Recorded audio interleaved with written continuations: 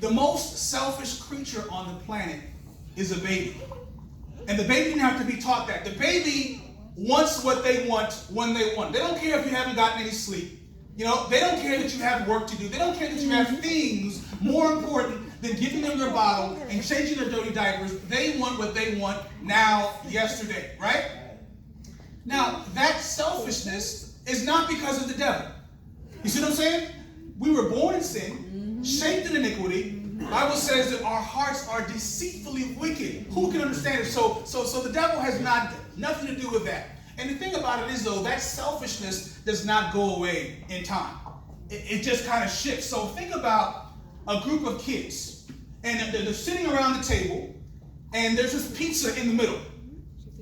And they're all just grabbing at the pizza. Don't know any better. They're grabbing at the slices until they're all gone.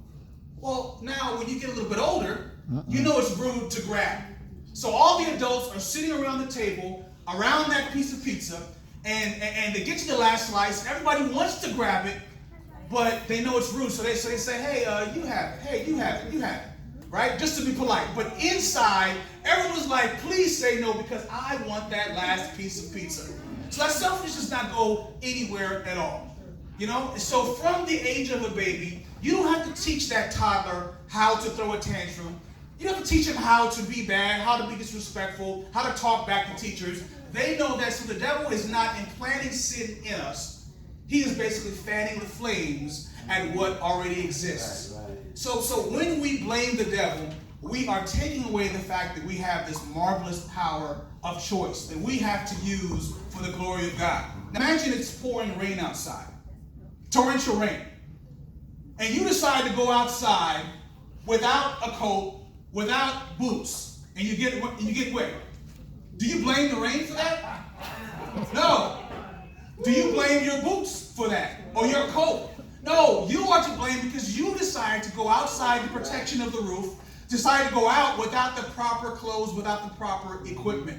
So we cannot take any credit away from the devil. We have our own responsibility. You remember those cartoons? I don't know if they still have them, but back in the day, someone's trying to make a decision, and you have the angel sitting on one side and the devil sitting on the other, and they're trying to convince this person to make a decision and go this way, and they're kind of stuck in the middle. I got news for you. You don't need that devil on the other side. And we do fine just by ourselves. If the devil died tomorrow, do you think people would still be greedy? Yeah. And raping and murdering and pillaging and being disrespectful? Of course. Now things will be a little bit better, but sin is already here.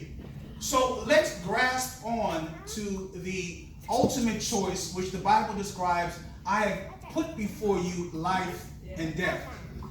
This is in the book of Deuteronomy, and every time I read that, I get so tickled. Because the next verse, what does the next verse say?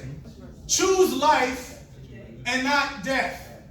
And think about how silly that concept is. You know, imagine if I put a gun to your head, and I said, I can either pull the trigger or give you $1 million. And you're sitting here deliberating like, and you're like, this is not a trick question. This is not rocket science. Choose $1 million and not death. And God has to tell us because we're so sick with sin, not because the devil is whispering in our ears, because of our own fleshly desires. He has to implore us, please choose life and not death. When you're going through a trial, don't blame the devil. Don't say, I would have a better marriage, but the devil keeps getting in the way. My health would be better, but the devil keeps attacking me. I would have got a good grade on that test, but the devil kept me up all night. I mean, we're literally to the point where we're like, the devil ate my homework. It's ridiculous, right? So let's stop giving the sergeant press. Let's relegate him into a footnote in the classifieds. Let's give our praise to the almighty general who has given us the power of choice. The devil is not a factor. You plus God is a majority. You plus the devil is a majority. You have the deciding vote. You don't blame your circumstances. You don't blame your spouse. You don't blame your children. You don't blame your environment, your upbringing, the devil, God. You understand that you hold the powerful key to salvation, and that is your choice to accept the blood of the Lamb.